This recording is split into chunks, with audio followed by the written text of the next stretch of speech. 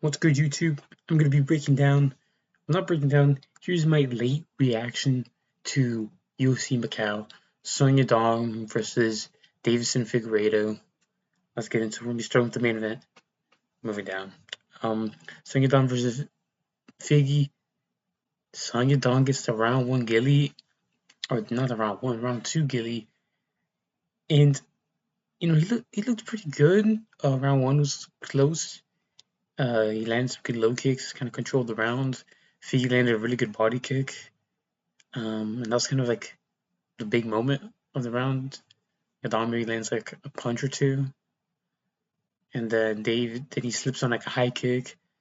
And it's just pretty much a nothing round where Sung is following the pace of Figueiredo. Dealing with the circling not that well. Gets controlled for like the last 30 seconds. Round two starts. It's kind of the same for like a minute. Sung Yadong starts finding the low kicks, starts landing his punches, starts landing the right hand, lands a good body kick, and yeah, he feels like he just starts dominating the round. Figgy just still not really doing anything. He chose to be in southpaw because he saw Cejudo have a lot of success in southpaw. So he'd stay here, he would turn, feint an elbow, and then just do nothing with it and smile. So he's clearly washed. Um, and yeah, I just knew he had like 0% of winning this fight. I am wearing a t-shirt. I've been busy today. And yeah, I just think Figgy just not doing enough, and then Sung Yadong deciding to start building as the fight went on was really bad. He has a really good low kick, inside low kick on Figgy, and Figgy just instantly shoots, and he gets put in a guillotine. It was pretty tight, but he kind of instantly taps with like 20 seconds left. And this is my take on current Figueiredo's status, on why he hasn't retired. His last good performance was against Peter Young. That was probably the last time he had title aspirations. He kind of got beat up. Didn't take the worst damage, but he got beat up pretty badly. Then the next time was like Corey could be a fight that gets in there. You never know what could have happened that fight. And then it's like he said he went into for a concussion, and then he kind of felt like he was just fighting for a paycheck. He kind of just didn't do anything. He just let Corey pepper him at range, and then he ended up popping his own knee in round two. He decides to go on a really big activity streak. He ends up beating Montel Jackson by nothing, split decision, does nothing against Umar, and then takes another quick fight against Sung Yadong, and then finds his way out. I don't think he's going to retire until someone like puts him out cold. Like if Sung Yadong, if he would have gone the Gilly, and he would have just stuffed the takedown, and at round three he finds like take the KO, I think Figgy would have retired and it would have looked like Gilbert Burns versus Mike Mallet. But he didn't. He didn't. So I think that he knows there's some guys he can like split decision down the ranks, Robert versus Jr. And then he knows, okay, well if I lose these top guys, there's probably easy routes where they won't just KO me. Because he still has a good chin, he's not gonna get golded or nothing like that. And there's no big power punchers. So instead he can just like, okay, well I can get free paychecks fighting these lower rank guys, fighting up, losing, stock doesn't drop too bad, I'm already washed. And yeah, and I think until he gets TKO'd, because he clearly doesn't want to take damage anymore. I think when he gets like TKO'd or flatlined, he'll put the gloves on and realize, okay, it's over. So Yadong gets a performance bonus for this fight. It was a good performance. Zhang Mingyang versus Alonzo Manyfield. Zhang Mingyang is like one of the most idiotic fighters I've ever seen. Manyfield does good with low kicks early in round one, starts landing his bombs, hurts Mingyang a couple times, drops him. Mingyang recovers, does well in the clinch, lands some good knees. I think he lands a beautiful knee off a break, or no, not a knee. He lands an elbow, and he lets Manyfield recover. He literally just separates while Manyfield is literally stung and hurt. He separates, throws a front kick, continuously letting Manyfield get range, and then Fly comes in for flying knee for zero reason, gets cracked by a lead hook or a right hand, and gets hurt again. He eventually gets put down. And Minfield gets a KO. Good stuff. Jamie, he showed up, did better than expected, and yeah, Shang Ming Yang is just awful at fighting. Can't defend low kicks. Has no defense on the feet, and doesn't really have good fight IQ at all either. So loses by round one TKO. No idea where he goes from here. He'd probably get chinned by Novel Sterling. Fight of the night. Decent stuff. Shitty post-fight interview from Metafield. Yeah, it just sounds weird. Sergey Pavlovich was established in this era.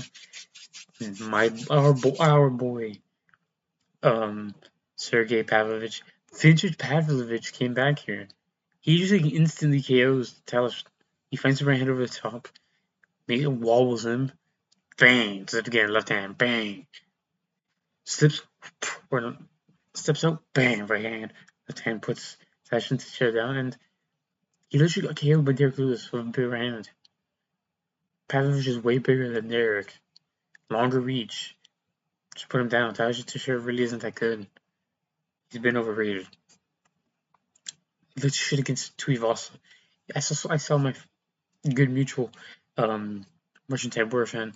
He said that if Tuivasa versus Talish Tisher was 5 rounds, Tuivasa would have TKO'd him.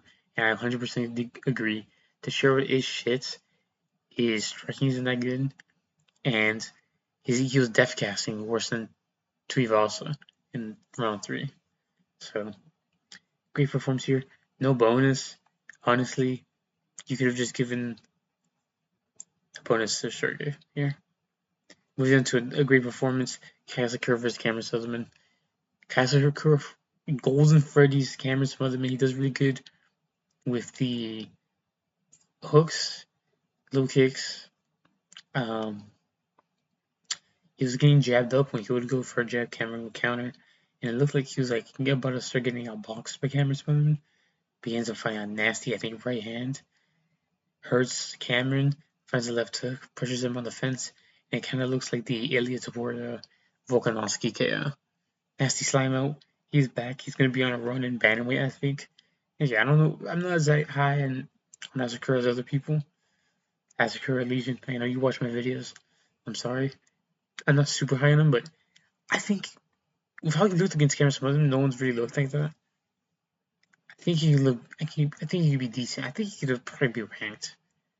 But anyway, it's tricky. There's some like tricky stylistic matchups, especially because his grappling still is kind of untested. We don't know how it's going to be at bantamweight when even more filled out. So I guess we'll see. Russian Tiger fan also said book him against a Ricky Simone. I think that's perfect. Ricky Simone versus Kazuchika. We test the defensive grappling and wrestling of Asakura. Moving on to Jake Matthews versus Carlson Harris. I've never been more mad at someone dominating. And specifically the person I picked dominating. Jake Matthews is literally dominating Carlson Harris on the feet in round 1. Piecing him up, rocking him, having him stumble. The corners are screaming, go after him. He has nothing for you. Pounce on him. Okay. Last 3 seconds, he's there to push. Jake lets him survive. Hurts him again. Just piecing him with the boxing. Carlson Harris literally doing nothing. I was like, alright. I was like, this is kind of expected. Carlson Harris doesn't really go cold in round 1. And Jake Matthews just was like, oh, they would outbox him. Round 2, Carlson Harris immediately shoots. Jake Matthews reverses it, and he does nothing but sub hunt. Lands a couple pity patters, ground pound, and his corners are just saying, get up or do damage. You could finish him. But Jake Matthews chooses not to, and does nothing. And in the last couple seconds, he goes for a Kimura that's not fucking in, and gets reversed. Carlson Harris ends up on top of him. Round 3, Jake Matthews literally fucking flatlines Carlson Harris and makes him go head first into the canvas, and then decides to control him for the rest of the round. Looks for shitty subs that he wasn't gonna get. Then he was like, just think that he was a great opponent, and I knew he was coming in short notice. What? Yes, Carlson Harris was coming in short notice. He was there for you to KO him. He's not good. Jake Matthews is like, oh, he'll come in, he's gonna be crazy on the feet. You were outclassing him on the feet in round one. Why continue to pursue the grappling when you were just having pretty much doing nothing with it? Good win from Matthews, I guess. Short notice, Carson Harris is kind of nothing. And yeah, moving on to the no contest of Alex Perez versus Summer Luigi. Round one, Alex Perez lands some good shots. Summer Luigi's finding his range pretty well. It's a pretty even round. Low kicks from both. Good shots from both. I thought Alex Perez landed a little bit bigger. I think he ends up going for a gilly in round two. Doesn't really get it. I think Summer Luigi gets out of it immediately, pretty quickly, and they just kind of stay in that position for the rest of the rounds. Round two, Submergy almost immediately went lands a nasty 1-2 on Alex Perez, drops him, gets on top. Perez ends up scrambling out, and he gets another shot. In round one, he got an eye poked, I believe, by Submergy. Took like a 10-second break, wanted to keep fighting, wanted to keep putting pressure. Round two, after he gets up with the takedown, he starts coming in, weighing in, looking to put some pressure on him, lands some good hooks. He gets another shot pretty badly. He like scuffs. The toes go into like the stomach, I think, but the metatarsals, like almost like the knuckle part of the toe, hits the cup, and Alex Perez is literally like vomiting on the canvas. He gets a bucket. Second time this year, where someone's needed a bucket for a nut shot, and yeah, he's like there for the rest of the 5 minutes. Referee decides it's no contest. Weird refereeing from the ref. Could have been a DQ because it was the second foul, but I knew it was going to be a no contest because I know kind of the judges or referees are. Yeah, sucks for both. Sucks for Perez because that was like when he was trying to recover, and it sucks for Sumaburgi because he had just knocked him down. He could have, even if he would probably lost the rest of that round, he got a knockdown, and he probably would have won it. So sucks for both. How did I do on the main card? 1-1, 2-1, 3, 4, 4-1-1. Moving on to prelims. Isak Lee versus Luis Felipe Diaz is where my predictions started doing shit. Felipe Diaz just immediately drops Isak Lee, lands a good low kick. Isak Lee lands a good low kick back himself. He ends up recovering from the getting knocked down. Just gets outpowered throughout the rest of the round, and then gets bombed over the top, sat down, he gets back up, sat down again. Yeah, Luis Felipe Diaz is a monster, like build wise, not skill wise, but he is a monster. A pretty good KO in his debut. Yeah, this is literally some random Korean guy they got off the street. Ding Meng versus Jose Souza. I don't want to. I'm taking too long with this video. I think Ding Meng, doing really good with the low kicks. He kind of does this weird thing where he makes noises when he strikes. I'm not even trying to be racist like that. He was generally making those noises while he like land a low kick. He like block jump, like he's Liu Kang from Mortal Kombat. If anyone knows that. And yeah, and he hurt Sosa a couple times with the low kick in round one. He had gotten stung by like a good lead hook right hand, but he ended up controlling it like that, like last 3 minutes of the round. Low kicks, landing some decent punches himself, and Sosa just kind of circling and getting the leg chewed up. Round two, I think he cracks Dang Ming with a good right hand. Then he ends up kneeing him in the face at some point, like a minute in. Ding Ming, not really knowing how to do with the southpaw, he's like doing these like really slow like teeps and like stomps. They'll just let him get countered. Excuse me. And yeah, it's pretty weird. He wouldn't really try to utilize the inside low kick. Even when Sosa was moving in orthodox, when he was moving in evening out in orthodox, the inside low kick could have been there for him just to switch with the targets. He lost round two based on damage. He kind of controls the rest of him like weak low kicks and shots, but he got damaged early. and Souza was still landing his cross. His cross was a really nasty, snappy weapon. Round 3, immediately hurts him with a spinning elbow, and another one, and Damien just kind of lands some low kicks here and there. Doesn't really do enough. Souza outpointing him with jabs. And that's kind of how he was stinging Damien early in round 1 with a jab and stuff. And yeah, then he loses the split decision. I thought Souza kind of clearly won based off damage and the bigger moments in rounds 2 and 3. But then he's like, "You will remember my name. I will be champion." But you're getting cut in like 2 years flat, bro. We are not remembering you at all. Ding Meng will be remembered longer than Enrique Souza. Cool stuff, I guess. Yeah. Aori Quilang versus Cody Haddon.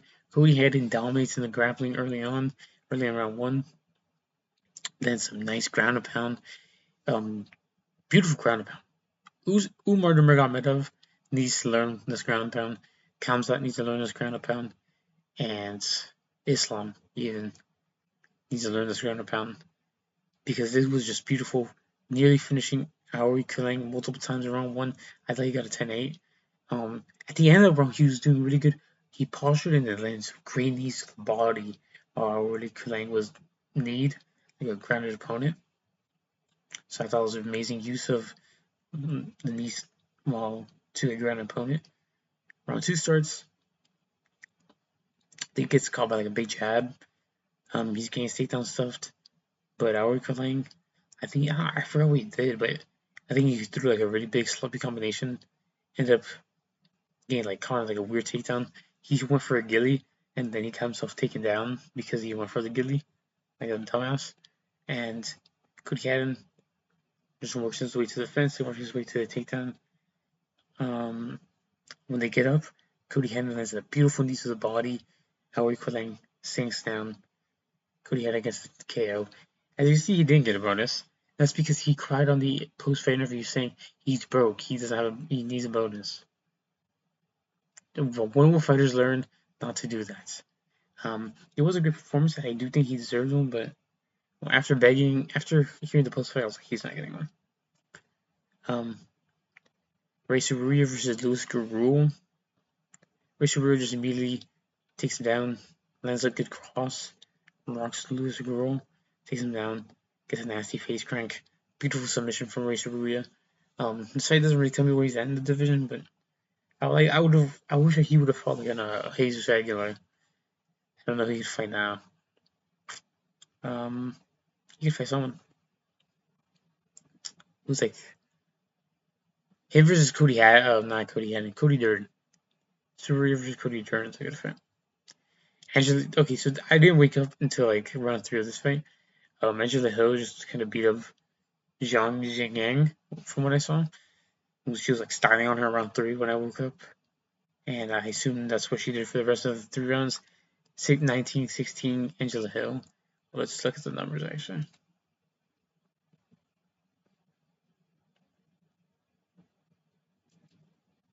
I'll watch you out take them. Well, round 1 looks pretty even. She's just on significant strikes. She outlanded her. I landed here. Got a good takedown, good submission around. And this is the round I saw. Yeah, 42-year-old Angela Hill still doing it, man. Zhu Kenji versus Rodrigo Vera. Rodrigo Vera got the round 1 KO. It was a beautiful check hook from what I saw. And yeah, good stuff. Rodrigo Vera literally has a win over Juan Diaz, so it's going to be interesting to see how he does in the division. Apparently, he was supposed to be on the Ultimate Fighter, but Bisping and DC didn't want him. Idiots. Bisping literally has one eye, and I think DC is going blind due to his cholesterol. I didn't even see this fight. Jacqueline Moore just took the Luke Boomy, got the round 1 submission. It was kind of expected. It was either Luke Boomy wins a decision or Jacqueline Moore fights a submission. Because if it was a decision, she probably wouldn't have won. Overall, I went 0-1, 1-1, 0-2, 1-2. I mean, 2-2, 3-2, 3-3, 3-4, 3-4-1. 441, 541, 641, 651, 697, 6-1. Overall, didn't do the best in predictions. But hope you guys enjoyed the card. Did you guys wake up for this card? Let me know in the comments below. Like and subscribe. Follow me on Twitter, jazzlovesmma. Probably gonna come out with a tier this coming next week or this week, whatever you want to call it. Predictions will probably be on Wednesday, and yeah, let me know how much you guys enjoyed this card. What did you guys think of the main event? Where do you guys think these guys are going? I would like to see Sung Yadong fight Umar Nurmagomedov in a bigger fight, in my opinion. I low-key would think I would pick Sung Yadong because we are Sung Yadong, we are SYD. But yeah, catch you guys in the next video. Peace.